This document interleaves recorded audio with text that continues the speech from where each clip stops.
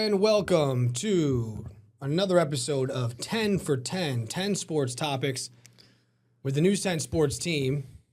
And I guess that's where we begin. As you can see, we have announcement. We have an announcement to make. First, I will just say, because this part is still true, we're joined by sports anchor Brian Rudman and reporter. I am no longer News 10 sports director Griffin Haas. So that is the usual intro, but no more. No. I have accepted a new role, a new position as one of the main anchors of the station. I will be doing news. So if you're watching this, I'm recording this on Thursday, and I'll be doing my first news show here at News 10. I did it previously in Elmira at 4:30 in about 2 hours. Yeah. It was just a great opportunity for me to keep growing and stay here at the station and take that next step here in my career and keep growing here at the station. The News 10 is such a family, and I'm glad to be a part of it, and excited to continue to grow within that family and, carve out a little bit of a larger role for myself here. We are in good hands. Tommy and Brian holding down the fort, and they are very well prepared. So sports is in good hands. They've got quite the plan over the next week or so for championships. Appreciate it. So what that means for this show is nothing, because I'm going to keep doing it. I love sports. I remain invested not only in the sports, nationally, but also just the sports community here. It's such a special place for sports. I do want to thank, I did this on air when we made the announcement, I want to thank all the coaches and all the players, all the administrators, everybody who's allowed me to, tell their stories or highlight their achievements, or anyone I've worked with really over the last 5 years doing sports as the sports director. And like I said, it's a very special place, and I will be embracing the role of fan a little bit more, but hopefully I'll also be able to still tell some cool sports stories in conjunction with what you guys are doing, maybe some feature type stuff. But yeah, just really excited. But again, this allows me an opportunity to continue to talk sports, because that passion is not going anywhere. While I'm excited for what I'm doing now, I still remain so passionate about sports, and I love talking sports. So to have this to look forward to each week, to still have scratch that sports itch. Yeah, there you go. I'm excited about that. So, with that being said, that covers that. We don't need to talk about it that much longer. I'm still going to be here doing 10 for 10. Now, there might be episodes where it's just Brian and Tommy down the line. I plan on doing as many as I can. But obviously, if, scheduling is an issue or anything comes up in terms of my new role, or if I'm obviously off or anything like that. That happens. I've been on every episode of 10 for 10 so far. This is including true. a solo episode of 10 for 10. That might not be the case, but I think I will be on the majority, if not almost all of them. So there's that. We're moving on to more important business. Yeah. The New York Knicks. Imagine if I left 10 for 10 when the New York Knicks, let me say this directly into the camera. The New York Knicks are going to the NBA Finals. It's emotional just to think about. It is a sentence that I never thought really. There were times I didn't think that it would ever be possible. So let's talk about that first before we get to this specific team. The Knicks sweep the Cavs in dominant fashion, 130-94. They became, I think they're one of 4 teams that's had 3 closeouts of 30-plus points. It's insane. They just, when it comes time to close it out, they've been dominant. They beat the Raptors 140-89. I don't have the exact Sixers score in front of me, but that was a 30-point game. It's been unbelievable. And I have so much to say about this. But to paint the context, because I think a lot of people first of all, whether you're in the city or just in the New York area, if you're an NBA fan, it's about the Knicks in New York. Sure. There are other sports. We talk about the Mets and the Yankees, where there are 2 teams in the area. There are Giants, Jets, Bills, Sabres, Rangers, Islanders, Devils even. You get some Devils carryover.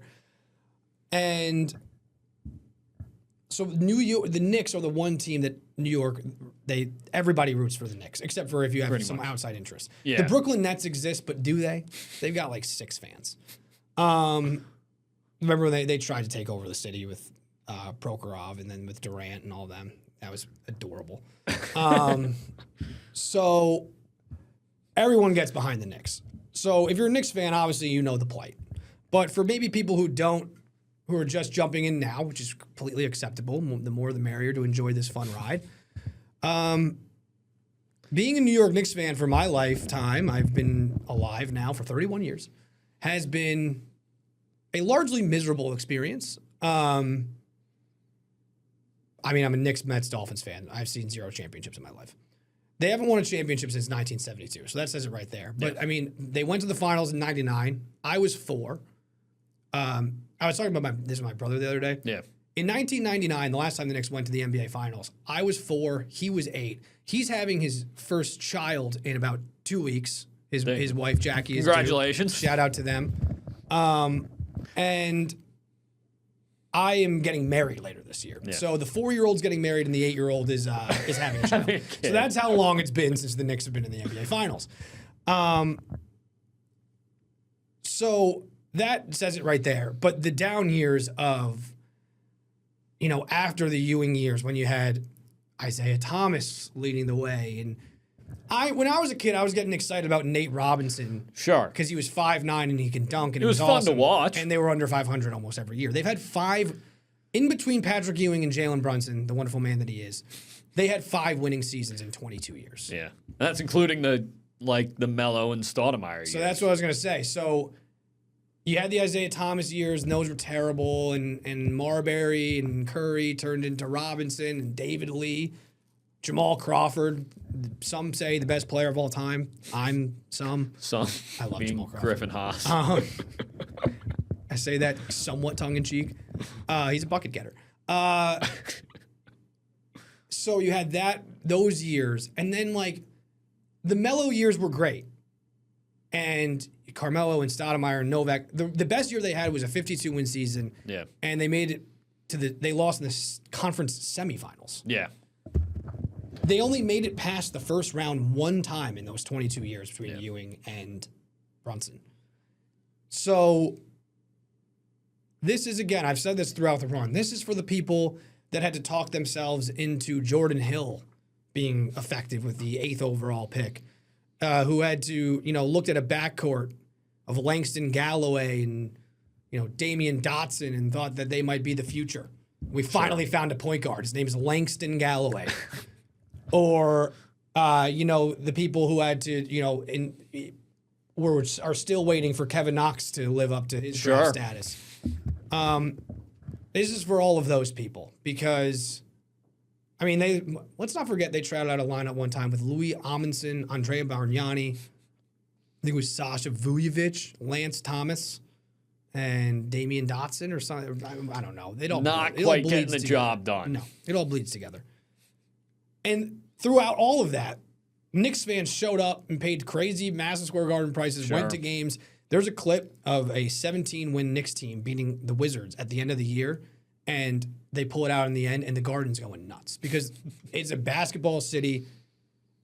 Everyone loves the Knicks, and the Knicks are the most loyal fan base.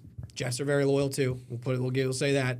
Yeah. The Knicks are the most loyal fan base, I think, in sports. They put out with a lot of nonsense and keep showing up.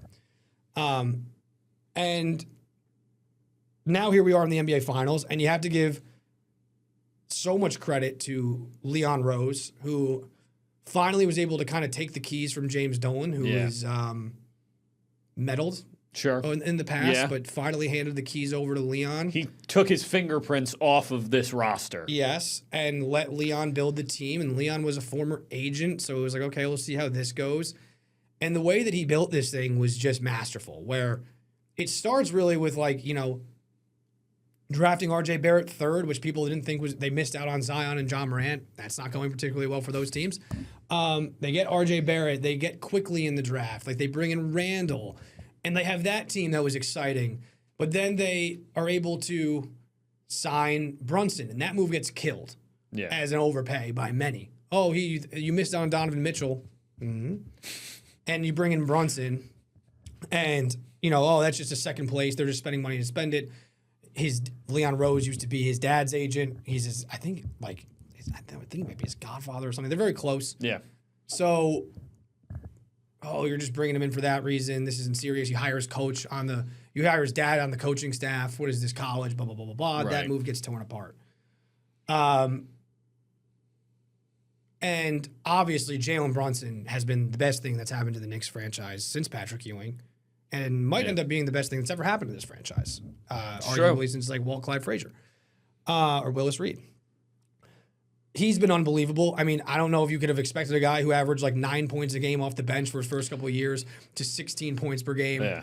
He's averaged then to 24 his first year with the Knicks, and then his entire career with the Knicks, he's averaged 26 points. He's made 3 All-Star games, clutch player of the year. He's insane. He's unbelievable. Yeah. I mean, the Brunson stats, I think he's one of 4 guards to score average 30 points per game. Yeah. In the playoffs with a minimum attempts. He's also the second fastest point guard to ever reach 2,000 points in the playoffs. He did it in 78 games. Steph Curry did it in 77. So that shows when you're in... It's good company to keep. Yeah, so that's pretty good. So we all owe it. I mean, Jalen Brunson, we owe everything to you. We love you, Jalen. But then that core wasn't still quite good enough where they flip Randall and quickly into OG Anunoby and take a chance on him, and he's only gotten better. Right. And give him a huge payday, and it's paid off.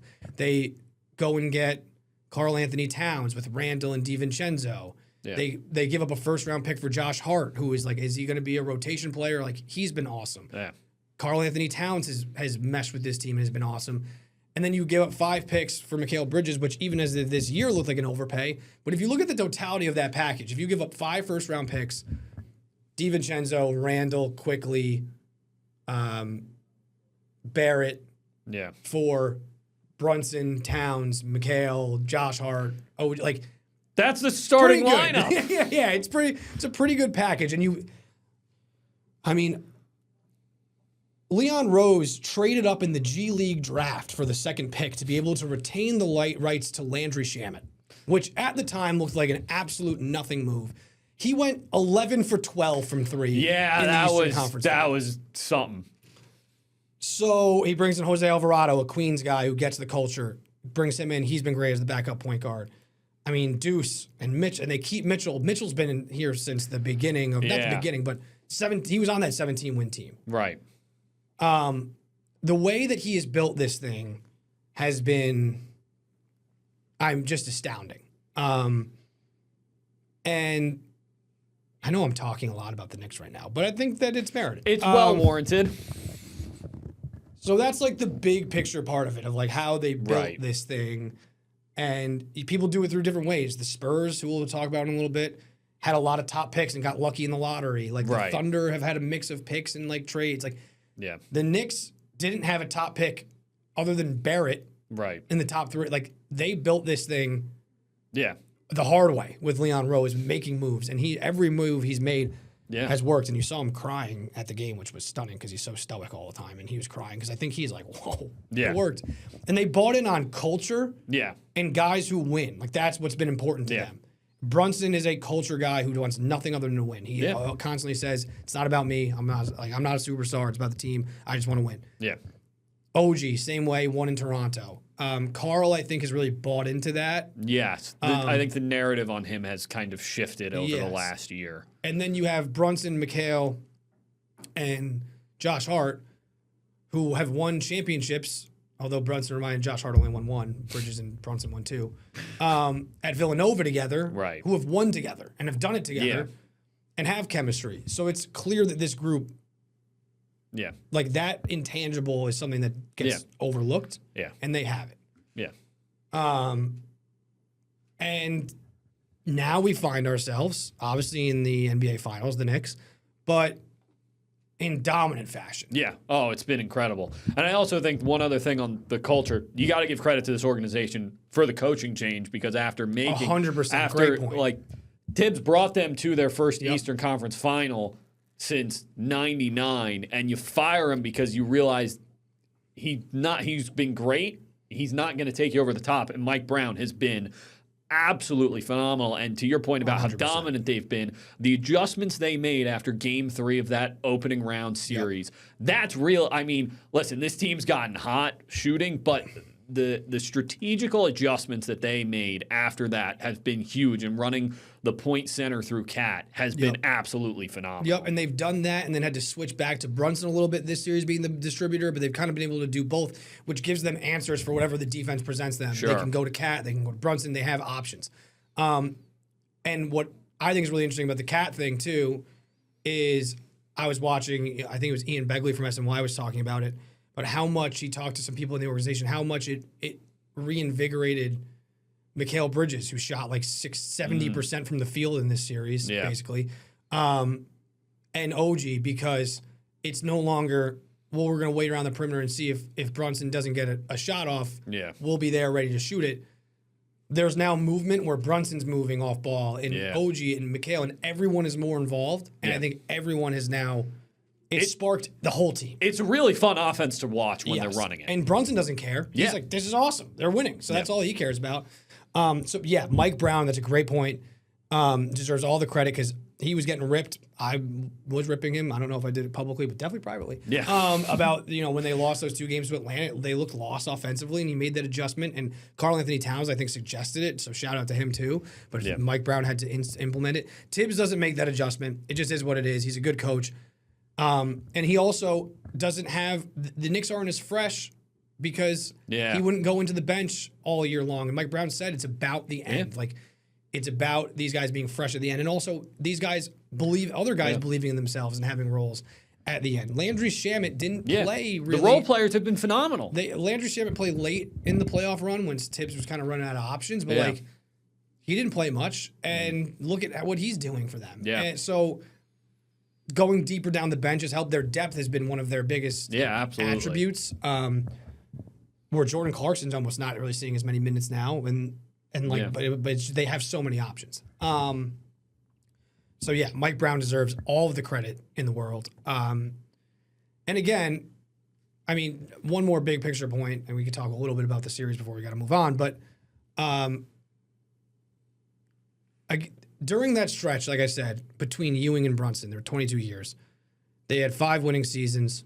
They made it to the second round 1 time, and they made it to the Eastern Conference Finals 0 times. Since Jalen Brunson's got there, and let's be honest, all this is great. All the balance is great.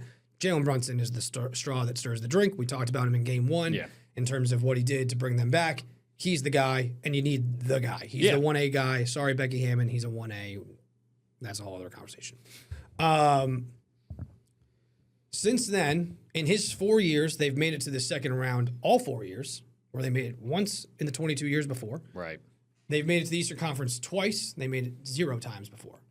And obviously the NBA Finals, which they had not made. So the way that Jalen Brunson, along with the rest of the guys and Leon Rose, have turned around an organization that was helpless, hopeless, helpless, whatever you want to say. Karl Anthony Towns is like, he's from New Jersey. His Spanish teacher, one of my Spanish teachers in high school was his aunt. Shout out. Oh, there you go. I didn't have her, but she was in our school. Miss Badia, shout out. But he said it. He's like, the Knicks fans, like I grew up a Knicks fan, like Knicks fans didn't have hope for a very long time. So to be able to bring back hope in the city is like so special because of how much they care about the Knicks. Like the Melo Knicks, like they played it was the Heat were inevitable. Like they weren't like we hoped that they would beat them. We got over the Celtics, but like they were not a championship team as much as I would have liked them to be. They were good, but it was the big it was three. Nice to just, and it was also nice to just have a good team. We were just happy with that. Sure. So the games that we didn't talk about, I think, are really just the last 2 because we talked about games 1 and 2. And listen, they just went to Cleveland and dominated. That's really all we need to say. I mean, they just dominated them, and Game 3 was a little closer. Game 4 was, I mean, just an absolute laydown by the Cavs. It's been incredibly impressive how the Knicks have closed these series out. Yeah, and the Cavs hung around in the first game. Yeah. Until the Knicks kind of closed them out at the end, but and then they just quit at the end. Yeah. There's no 2 ways around it. They just quit. And I'm not going to do too much of a deep dive on the Cavs because I could talk about Kenny Atkinson for days. I guess we haven't talked about the 2 of 3 analytically, so I should. Yes, 2 of 3. Analytically, we're getting ready for Game 7 in a couple days. He said that Kenny Atkinson, the head coach of the Cavs, said that after game 3, they're down 3-0. He was like, well, really, we've won 2 of the 3 games analytically based on expected score. That's one of the dumbest things I've ever It's the uttered stupidest in my thing life. I've heard. That's something you say like in like January to the media Right. when like the team's not playing well. It's like, hey, the shots are gonna fall. You're down Right. 3-0. Yeah. You don't. There's no one in Cleveland is gonna be like, oh well, based on also, the whole thing about expected score is basically like we didn't make shots and they did. That's like basketball. what basketball is. That's like, line 1 of the rule book. Like, yeah, they made more easy shots and they made easy and hard shots and we didn't make as many hard shots or easy shots. Like, so you're telling me the team that made more shots is winning? Who would have Like, thought? what expected score? Like to say that out loud. Yeah. It's one thing to say to the guys even or the coaching staff to be like, we're doing the right things. We just got to make shots, whatever. Right, to get that To buy-in. say that yeah. to the media out loud is unbelievable. And then after the game 4, you get swept, and he's saying, well, it was really, those game 6s we lost. Like, I'm not saying we would have beat the Knicks if we won those, we took care of business, but, it was just the scheduling. Don't get me started about the scheduling. It's just too hard, blah, blah, blah, but it would have been different. It's like, dude, you didn't win a game. Yeah. It's one thing to say that if they reached like game 6 or game 7 of this series and They they're didn't like win a single fatigued. game. They were just outplayed. And also, not for nothing, he can complain about the scheduling. They came out and dominated the first 3 quarters of game 1 and then blew it. And he also did say, he's like, well, when he was talking about the expected score, he's like, yeah, and we were up by 22 points in game 1. It's like, and then what happened? I mean, what are we talking about? So, that's unbelievable. James Harden afterwards, again, James Harden, loser. We've all known it. I've just been saying it. I'm sorry. Not as a human. I don't mean like that. But as a basketball player, he's a loser. I'm not even saying like just he loses. That's what he does. Of course, in a closeout game, 12 points, 2 of 8 shooting, 0 for 6 from 3 with 5 turnovers. James Harden is who he has always been. He's a choke artist in the playoffs. And then he has the audacity after the game to say that he thinks that the Cavs are still the better team. That was just wild to see. Didn't win a game. Didn't come close to Didn't win a game.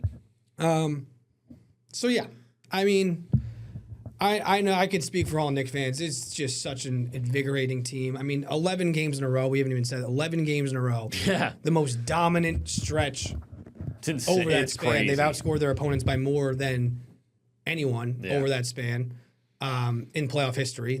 It's the highest point differential over an 11-game stretch. It's been unbelievable. I mean, I was talking about this with my brother as well. It's like the short stretches of excitement where like we're so excited for 4 games and they've been so good that then we have to wait for so long. That's kind of like, oh man, but like that's a good problem to have. It's a good problem to have. And we That's might not- about the best problem you can have in sports. And we might not be waiting for long because we'll move slightly off the Knicks over to the Western Conference Finals. Yeah. Which is so exciting. The Knicks are in the NBA Finals. Who would have thought? So the Western Conference Finals, we are recording this. We are recording this on Thursday. There is a game tonight. Yes. So Game 6, we OKC. won't talk about like specifically. We won't get into that too much. So this could be it could either be over or it could be going to a game 7. OKC leads at 3-2 right now. Yes. They got a chance to close out. And listen, I think the narrative has switched a little bit where I think it was before like anybody who comes out of the East is going to get killed by whoever is in the West because the West is better. The Thunder and the Spurs are better than any team in the East. Yeah. The Knicks' dominance, even though they haven't played maybe at the toughest opponents, which is fair, but they've dominated those opponents. They've done what they've had to do. The Knicks' dominance, I think, has switched up that narrative a little bit where, like, I think they're at least getting a puncher's chance. Yeah. I think that they're still underdogs in whoever they play. I would agree. Yeah, but the West, they now have a shot. Yeah, I would say the dominance, also just the fact that they're getting the rest. Like, regardless of what shakes out in the Western Conference Finals, because of how they handled the Sixers, because of how they handled Cleveland, the Knicks are going to be much more rested. They didn't have to go through the battle that either the Thunder or the Spurs are going to have to go through. Especially if it does go to a game 7. Right, especially if it goes to game 7. Now, listen. You know when we don't. Even if it goes to game 7 would be, in theory, this Saturday night, May the 30th. Game 1 would be next Wednesday, June 3rd, on the road for the Knicks. Yep. The team's going to have 3 or 4 days. If it goes to Game 7, it'll be 3 or 4 days. If the Yeah. Thunder close it out in Game 6, they'll have about a week, so they'll have time to recover. But so Game 1 may not be the issue, may not be as big of an advantage. But as you go deeper into this series, and as it goes, the wear and tear starts going, it might show in the Knicks' favor, and that's a big deal, Well, especially at this point in the year. Especially in a series that can go either way. Yeah. I think that's kind of where we're at, where it's like, this is a... If the Knicks are shooting, they're going to be in it. Yeah, so, I mean, that definitely, plays a factor where it's like, I mean, they might come out cold in Game 1. It's going to be on the road anyway, so say they do come on and go Game 1. That's the they one drop thing that I would be game. keeping an eye on as a Knicks fan. But if you do drop Game 1 on Yeah. the road, it's not the end of the world. Right. Whereas if you dropped it at home against the Cavs, it would be feeling a little bit worse than otherwise. So, and in terms of I know people are arguing about who they should want to play. Yeah. I don't really have a preference as a Knicks fan. I think either team's going to be really tough. I think either team we beat the Spurs in the NBA Cup. Yes. People forget. Yeah. We have played them well. I think they're a lot better now, and Wemby is even more of a problem. So with the Spurs, you get Wemby in the individual problem that he is, and the matchup nightmare he is for anyone. Yeah. And the younger guys are great too, but that's the main thing with the Spurs is Wemby, obviously. With the Thunder, they've done it before. Yeah. So that's scary. And But on the flip side, AJ Mitchell's now beat up. Jalen Williams is hurt. Yeah. There's some injuries there. You're definitely going to get a better, from the Knicks' perspective, you probably match up better defensively against the star when it comes to the Thunder, because you could put OG on Shea. You can switch it up with Bridges. You have a couple different looks that you can throw at Shea. Yeah. Meanwhile, Wemby is a little bit of a tougher matchup. It's pretty much your center has to be guarding him all the time, which doesn't play into the Knicks' favor quite as much. Yeah. But, I mean, both are really good teams. Yeah, and I think that you could do different things with Wemby. It's going to take a village more so, and the Knicks have played so well team defensively that's where it's going to fall for them. And Mitchell Robinson would play a huge part of that series. Sure. He played really good defense on him in the NBA Cup because he's a rare 7-footer who's long, he can move well. He's stronger than Wemby, and he can move. No one's a good matchup for him, but he's better. I think with the Thunder, they also they like to force turnovers. The Knicks don't turn the ball over that much. They thrive on kind of chaos. The Knicks don't really do that, so I think that plays into the benefit. And they're kind of similar in the fact that they have a really good point guard who's a primary scorer and guys who play off of that. So I think the Knicks can kind of neutralize that. You have to be deep to beat the Thunder, and the Knicks are really deep. Yes. So I think that helps them in that. I think from a rooting perspective, in terms of outside of New York, I think that if it's the Thunder, I think more people will root for the Knicks because I think the Thunder are getting a lot of hate because of the flopping and the fouls and Shea flopping and all that stuff. They also won it last year. Which is fair, and they won it last year. I think they're becoming kind of a villain.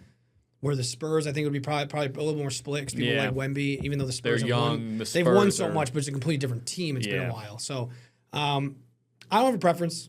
We'll take on whoever. I think either one is pretty equally tough. Listen, we can't play pick and choose here. We're in the NBA Finals. You're going to have to beat someone good to win the title. Knicks fans, we're in the NBA Finals. Enjoy it. We are talking baseball next.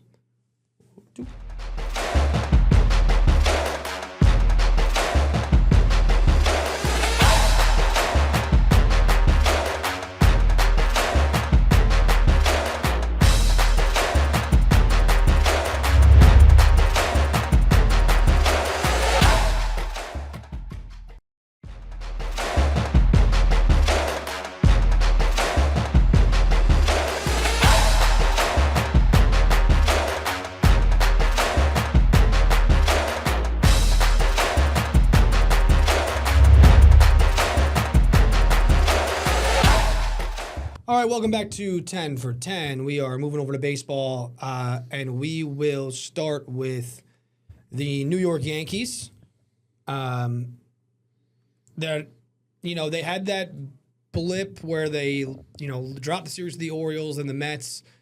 They split with the Blue Jays. They split with the Rays. And then, this past series, they really turned it on against the Royals. Yeah. They swept the Royals. And they did so pretty dominantly after the first game. It was 4-3. In the second game, a laugher, 15-1. Oh my goodness!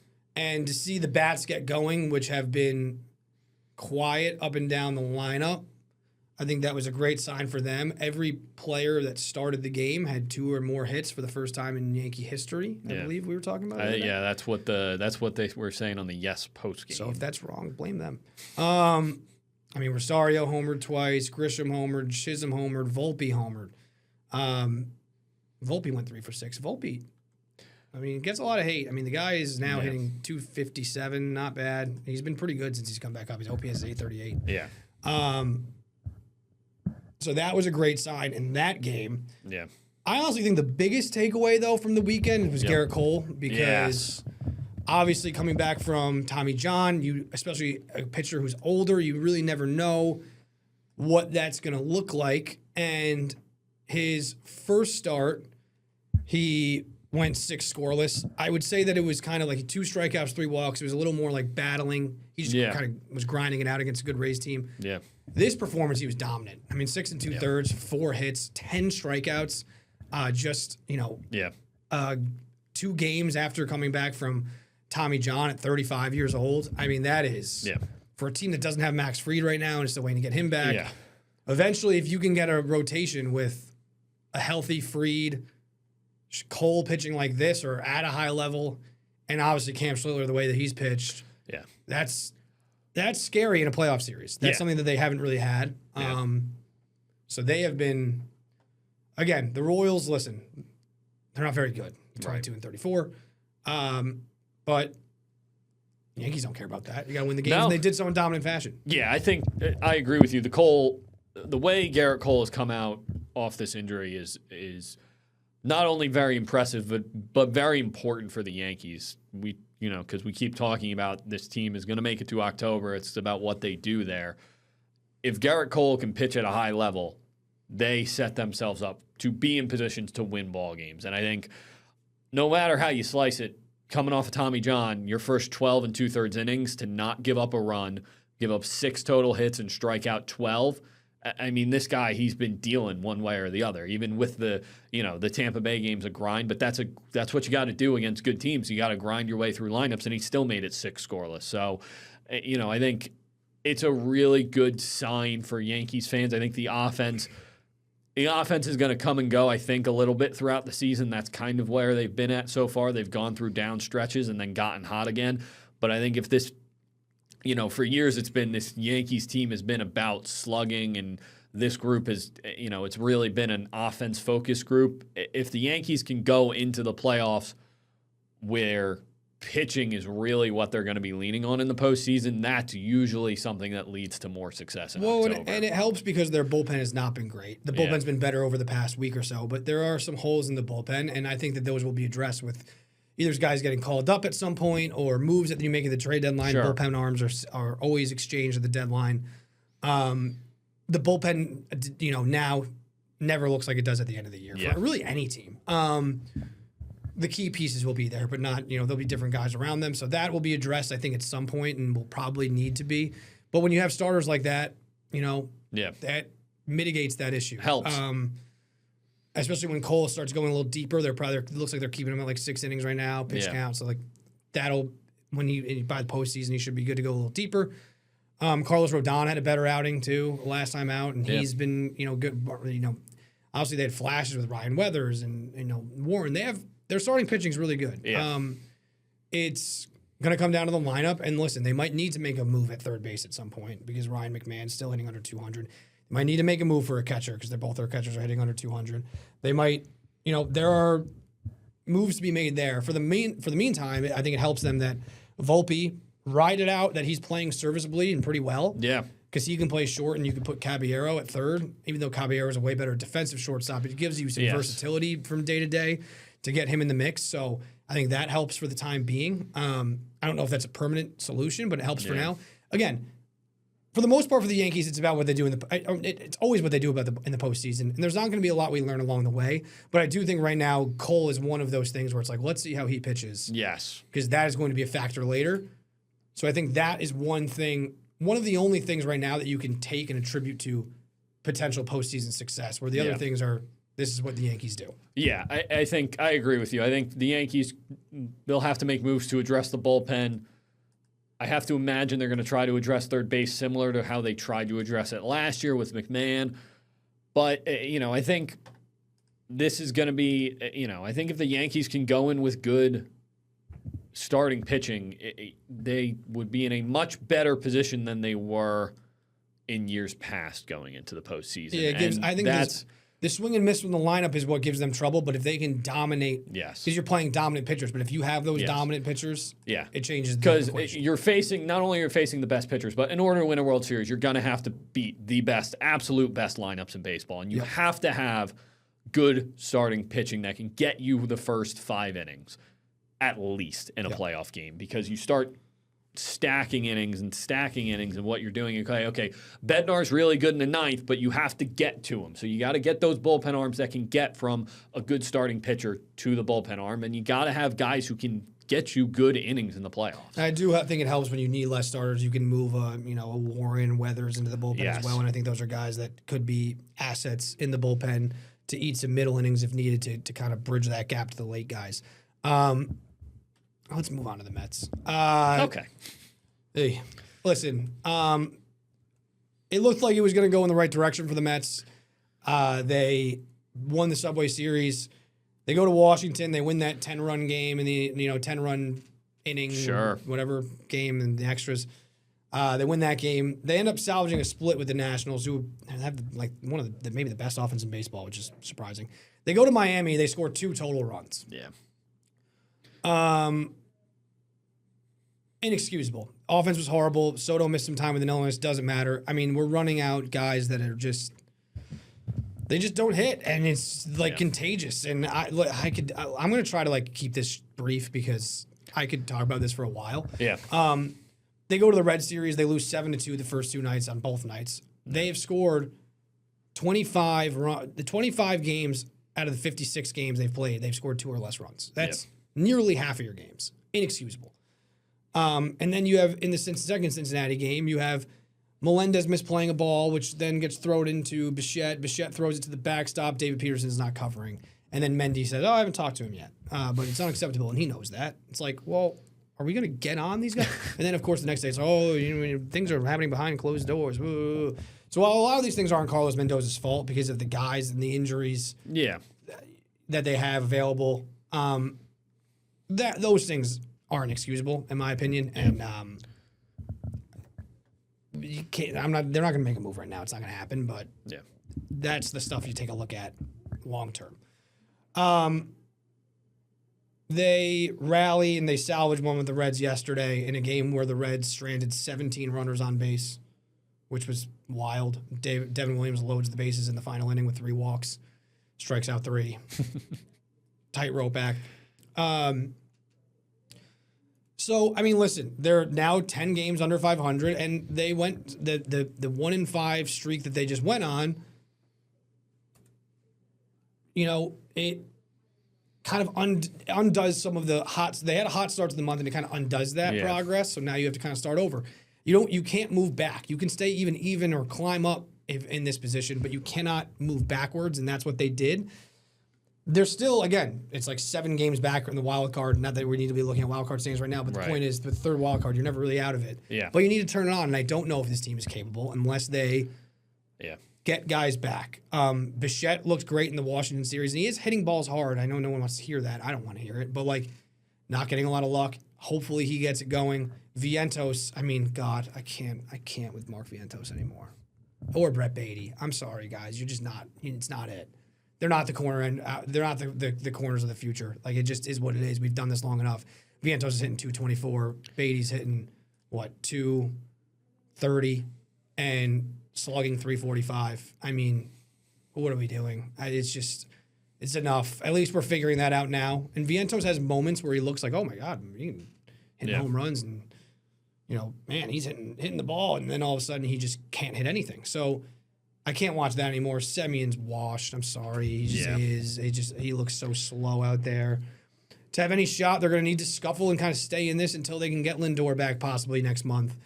Polanco is starting a rehab assignment, get his bat in the lineup. Robert's nowhere close. Luckily, Ewing's played well. And I will say, that's all the negative, and I don't know how it's going to work out. Their season might be toast, and they might be sellers. Who knows? We'll see. They have stuff to figure out. Obviously, the positives are 2 things. One, the young guys. Benj 2 for 4 again the other day, yesterday and Wednesday. Yeah. With 2 RBIs, and he kind of helped win them the game. His batting average is all the way up to 247 after being under 200. Yeah. He's been fantastic. And AJ Ewing's been great too, where, he's hitting 250, his OPS is 696. He's kind of come down to earth a little bit, but he gets on base. He plays an awesome center field. Benj has been playing good right field. Those are positives. And the one thing it would be remiss to not say, Juan Soto's amazing. Oh, he's incredible. He's so good at baseball. He's one of the only things that is keeping me going. Watching Juan Soto hit a home run and then the Mets winning the game, and then Juan Soto doing the Brunson celebration and then saying "Let's go Knicks" after the game. I mean, that was He peak. He has 8 home runs in his last 12 games. He's 8 home runs in his on last 12. fire. He's hitting 301 with 12 homers and 24 RBIs, a 986 OPS in how many games? He has 39 games. He has 12 homers. So he's been unbelievable. I mean, and it stinks if they do miss the playoffs that they're wasting it because they're down the other night. It's 6-0. He hits a home run. Yeah. Whoop-de-doo. It's 6-2, and no one else can do anything. Yeah. Jared Young came back. I mean, I can't believe I'm excited for that, but he was hitting the ball. His average is 348 in a small sample size. Good to have another professional hitter in the lineup. And Eric Wagaman homered the other day. So there's that. I'll end on that note. There you go. They end a 5-game losing streak, as do the Boston Red Sox. Hey, we were only at 4 games. Let's give us some credit. That's what I thought. Okay, then I have a problem with ESPN because I counted 4, and the ESPN website on one of the videos, and maybe they fixed it by now. I know for a fact said, when you click on the Gamecast. Yeah. I know for a fact it said Red Sox snap 5-game losing streak. It was 4. They got swept by the Twins and then lost the opener. Open the Red Sox Braves Gamecast. Open it and tell me what the headline says. Red Sox snap 5-game losing streak. Okay, we're blaming ESPN.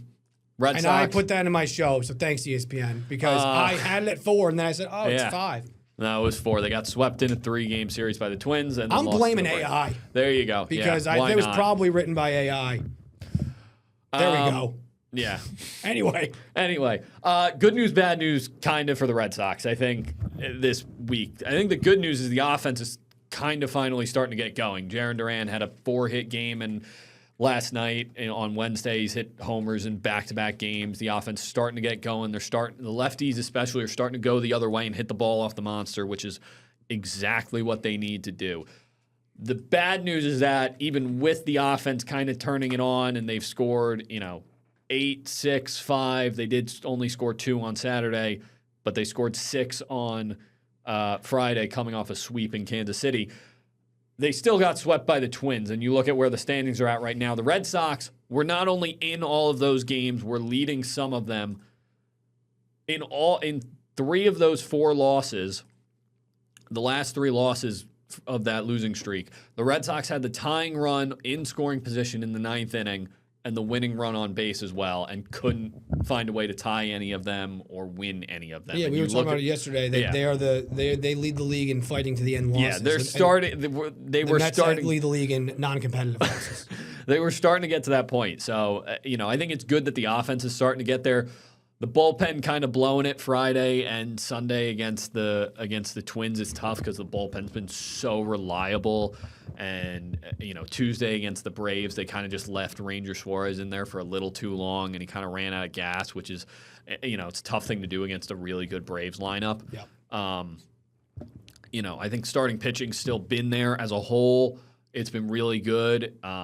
Without Crochet, he threw a live bullpen the other day. Roman Anthony's starting to take swings. They're both on the way back, so there are positive signs. The Red Sox Anthony would be huge. They got to get him back. Yeah, they got to get him back, and they got to get him going. They're still just 3 games out of the 3rd wild card, so it's still early. They're 8 games below 500, but they're still in this. They're obviously still in this race. And the other thing is, the Red Sox had a bad April and May last year. It wasn't quite as bad as this, but they turned it on in June and got it going. you just got to, if you're a Red Sox fan, you kind of just got to hope that this offense starting to get going is a good sign going into the month of June, and they can kind of turn it on and make up some ground.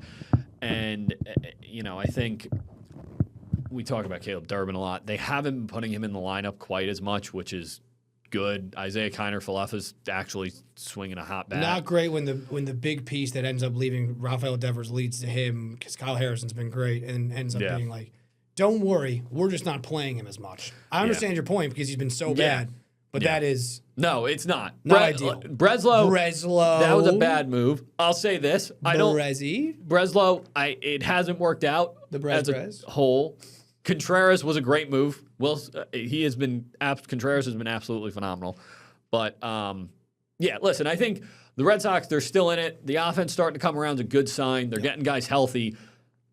They're 8 games below 500, but they're only 3 out of a playoff spot. Well, I think that's the biggest thing that you have going for you is that the American League stinks. The American League stinks, and I'll be honest, you're obviously not thinking about playoffs at this time, but the Red Sox, similar to what we were talking about with the Yankees, the Red Sox starting pitching is their strong suit. So if you can find a way to fight your way into the playoffs, they would be in it. The American League has 4 teams above 500. Yeah, it's not good. They're going to have their shot. The entire AL West is under 500. Yeah, right. So if the Red Sox, if they can find a way to have a good month of June or month of July, really they got to have the next month and a half is crucial because they got to be above 500 in the next month and a half, so they're still within striking distance at the trade deadline. I said this last week and it remains true that the entire NL Central has the NL Central has more teams above 500 than the American League. Yeah. Which is incredible. I mean, if they stay within striking distance, they're 3 games back. That's the plus. Yeah. They have played very poorly. They're going to get guys back, and they're still within 3 games. Yeah. And you just have to be the team out of these, we'll just call them bad teams right now. Yeah. That gets hot. Yeah. And it's because the Blue Jays, Twins, and Athletics are tied for that 3rd spot at 27 and 29. Yeah. And that's. And I think because of the pitching, I think the Red Sox do have the potential to be that team that goes on a run. I will say, just because you reminded me of it, one more Mets thing because I've been seeing this a lot, where it's like the Mets right now have basically the exact same record as the 2024 Mets, the OMG Mets. Yeah. And then they got hot and blah blah blah. And I just love it because it is like. So you're telling me the team that pulled off a once in a generation, you want to know something funny? Comeback where it's like. Can you believe what's happening? Jose Iglesias is doing on-field concerts. We've got signs. It's like, this is never going to happen again. And then we're like, what if it happened again? You want to know something funny? My best friend from college, who's a big Mets fan, texted me a week ago. He's like, I know it doesn't seem good, but the Red Sox are in the same spot the 24 Mets were in. Both of them. And the Mets and the Red Sox are basically the same right now, where it's like, if you just capture magic and if you sign a veteran second baseman who hits well over 300 and also can be post-game entertainment and perform on-field concerts the likes we've never seen, if you can do that and everything else goes your way, you too can make a run to the AL or NLCS. It's crazy. I mean, listen, it's possible. I guess it does say that it's possible, but again, it's like, all we have to do, we just got to do that again. Well, I'll say this: the one difference is this year's AL is so much worse than that year's NL. Different. And also, the Red Sox are as bad as they've been. They're 8 games below 500. I'll say this again: they're 3 games back of a playoff. And also, the spot Mets right now. not only came back to make the playoffs, but they were that was a good team. It was all they well exceeded that. Yeah. So it wasn't like they just squeaked in barely with that run. Yep. So Red Sox play the Braves today.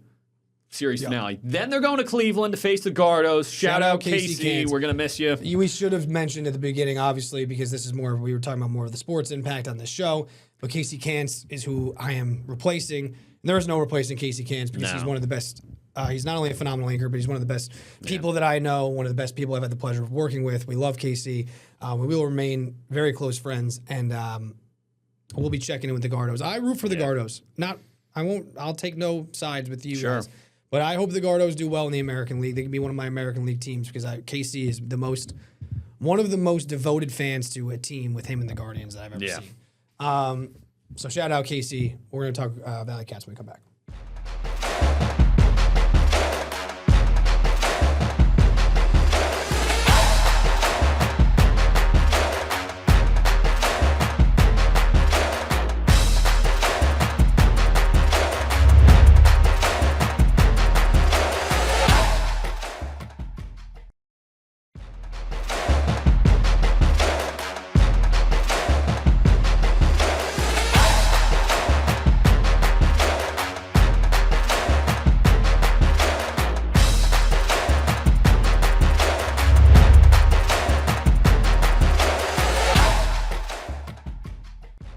All right.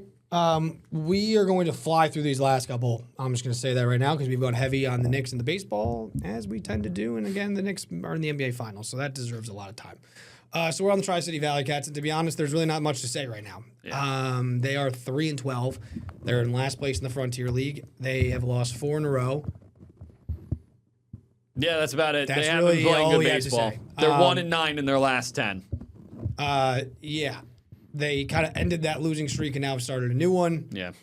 I think the pitching has not been probably as good as they expected it to be. I know Greg Taggart said that they had good pitching, and I know they lost Steven Still, but that has not looked that way. And listen, again, just like the 2024 Mets, they come storming back. It's very early in the baseball Still season. early. Teams go through, bumps like this. Still early, but being 8 games back, And 15 3-12 games is just, in is not where you want to be. Not where you want to be, and we're just going to leave it at that. Yeah. No longer the MAC. Yeah. Return of the MAC, no. It is just no longer the MAC. They wanted to avoid confusion with the MAC because they're the MAAC. So they're now the Metro Conference. Yes. They were the Metro Atlantic Conference. That's what that stood for. Metro Atlantic Athletic Conference. Yes, that's why the 2 A's. That name doesn't really do much for me. No, it's fine. It's fine. It's like if you're just saying this is going to avoid confusion where they're going to be the Metro Conference, fine. But does it do much? Is it exciting? Is it an exciting rebrand? Not entirely. But you know what? The Siena Saints men's basketball team, last team to go into March Madness for men's basketball wearing the MAC logo. Never forget it. Now they'll be wearing a Metro logo. And we're excited to watch the Metro Conference. Yeah. Basketball, otherwise, lacrosse, all of it. Everything. So shout out the Metro Conference. We're going to take a quick break. We'll be right back.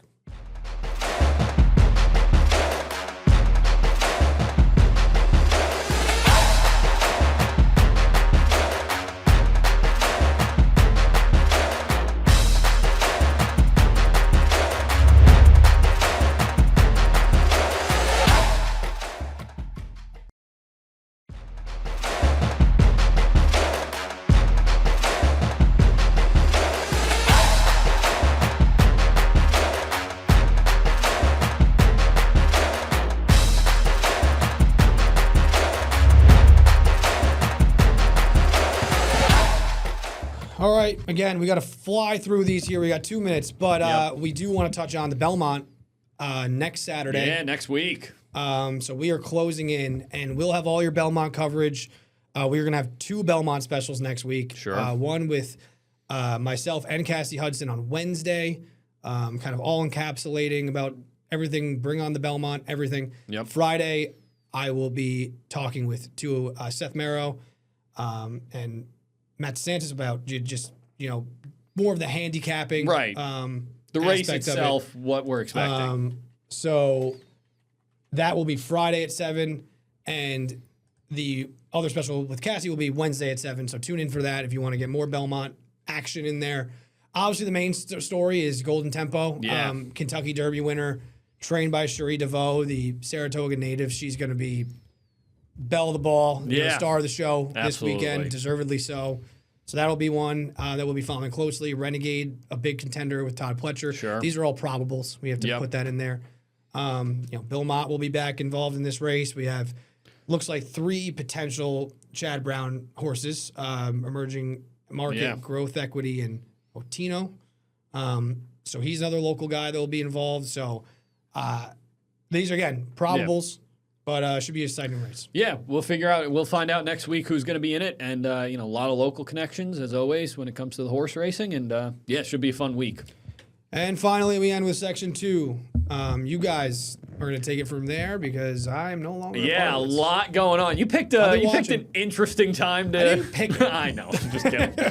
Griffin picked the time when it was good. No, I'm just kidding. I didn't pick Casey Kansas end date. Shout out Casey. Listen, we got, I think, what is it? There are 10 championships Saturday, another 4 on Sunday. We had 2 Wednesday, and there are 2 Thursday. A ton of section championship games. We're going to have coverage of anything and everything Section 2 playoffs, so tune in, follow us online. We already crowned flag football champions. We crowned that's first 2 baseball champions yesterday, Wednesday. If you're watching this, 2 more have been crowned tonight at the Joe. So just stick with these guys. They're going to crush it. I will be still helping out on Saturday, I believe. We appreciate it. I'm not. Thank you very much. Can't leave them high and dry. Maybe. Just kidding. So we've gone 10 for 10. My first one, not a sports director, but I will be here. I'm staying on 10 for 10. Yeah. I'm not giving it up. So we'll see you next week.